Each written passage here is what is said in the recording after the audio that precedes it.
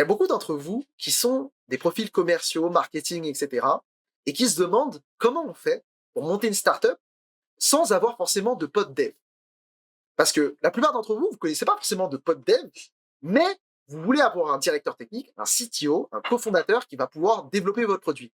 Moi, j'ai toujours réussi à fédérer justement des CTO qui avaient envie de monter des boîtes avec moi. Et j'ai même réussi à fédérer du coup Manuel Cartier, qui est du coup Néolectron sur Twitter, du coup un dev assez connu, qui était également mon mentor de dev, justement quand j'ai voulu apprendre le dev. Et j'ai réussi à le motiver de venir bosser avec moi, du coup chez Incentive. Et on a développé notre propre dialer, notre propre produit pour travailler avec nos clients. Mais comment on fait en fait pour du coup motiver un dev qui parfois gagne près de 100 000 euros par an à monter une boîte avec vous, sachant que je vous le dis tout de suite, un dev qui est un peu nul, oui, vous allez peut-être réussir à le motiver avec votre projet, votre vision ou je sais pas quoi, mais je vous le dis clair et net, et je te le dis, toi là qui me regarde, cache pistache, un dev qui gagne 100K par an et que tu viens le voir en mode ah j'ai une idée de SaaS, j'ai une idée de projet, est-ce que ça te dit de t'associer avec moi? T'es le 15 millième de la journée, t'es vraiment en fait un mec parmi d'autres. Déjà ces mecs là, c'est simple. Déjà, ces mecs-là, ils sont extrêmement sollicités parce que c'est des bons devs. Donc, c'est-à-dire que premièrement, il y a plein de gens qui ont envie de les avoir en CDI chez eux. Et en même temps, ce mec-là, en fait, pourquoi il irait bosser et dev un truc pour ton idée à toi et pas son idée à lui, sachant que, t'inquiète pas, les devs, ils ont des idées de projets tous les jours. Bah déjà, la première chose, c'est qu'il faut déjà que... Moi, je trouve que la première chose qui m'a permis du coup de travailler avec Manu, c'est que déjà, je me suis vraiment intéressé au dev et il a vu déjà que je m'intéressais au dev.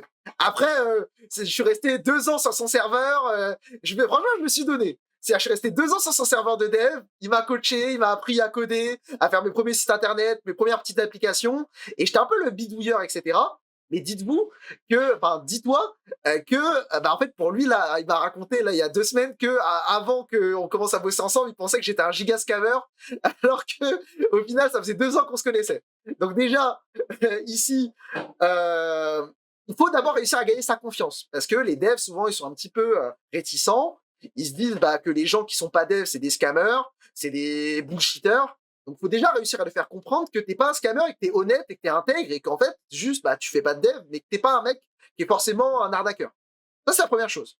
La deuxième chose, je pense que c'est lui montrer que tu as déjà un projet qui marchouille ou qui marche un petit peu.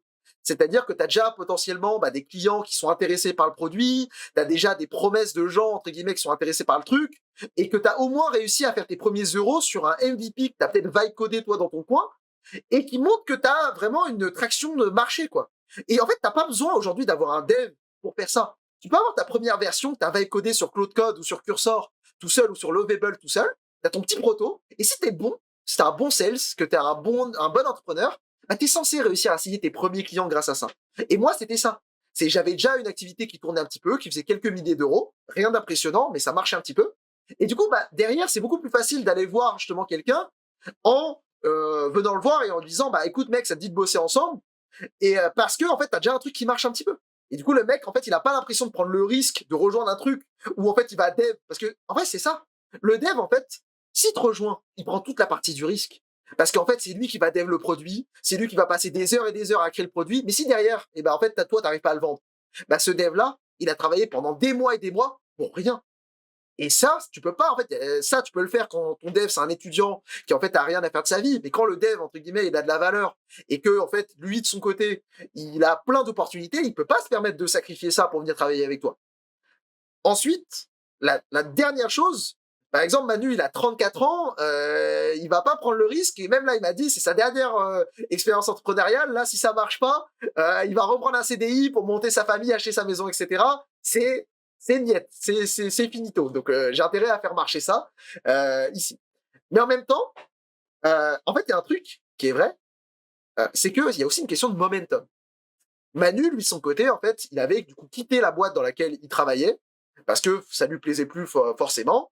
Et en fait, il était dans un moment de creux où en fait, il n'avait pas encore rejoint de boîte.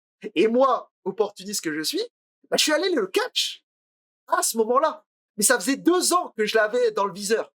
Mais sauf que j'étais pas forcément venu lui dire, il y a 2 ans, si j'étais venu lui proposer de s'associer avec moi, il aurait pas accepté parce que j'avais pas la confiance nécessaire, j'avais pas le projet nécessaire et j'avais pas non plus le momentum de son côté pour lui permettre de me rejoindre dans de bonnes conditions.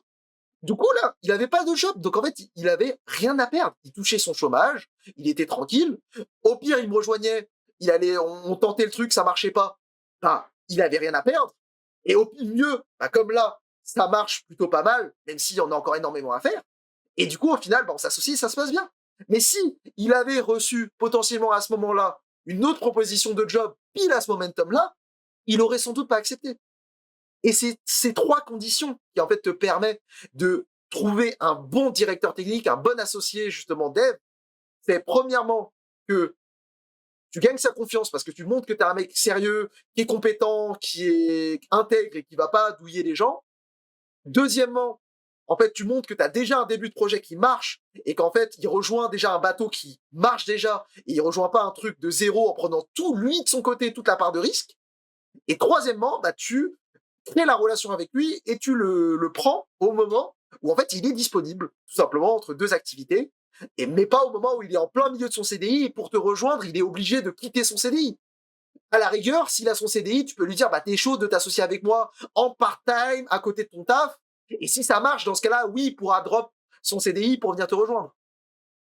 Mais du coup voilà, donc moi c'est comme ça que j'ai fait pour du coup m'associer avec du coup Néolectron, du coup Manu qui est du coup aujourd'hui mon associé, du coup sur Incentive. Et nous de notre côté en fait, on est en train de développer du coup le Uber des commerciaux, c'est-à-dire qu'on développe une plateforme all-in-one où en fait tout est compris, où il y a le dialer, les listes téléphoniques, les clients, et qui permettent à n'importe quel commerciaux indépendant de s'inscrire sur la plateforme et de pouvoir prospecter à la performance pour nos clients. Et du coup, bah, je te dis à la prochaine pour une nouvelle vidéo.